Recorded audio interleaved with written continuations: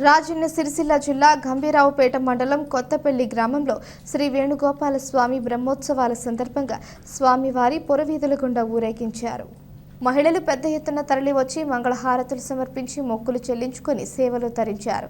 ఈ కార్యక్రమంలో ఆలయ కమిటీ సభ్యులు, గ్రామ ప్రజలు తదితరులు పాల్గొన్నారు. వారికి వారి కుటుంబ సభ్యులందరికీ కూడా ఆయన ఆరోగ్య ఐశ్వర్యాలు కలగాలని కోరుచున్నాం.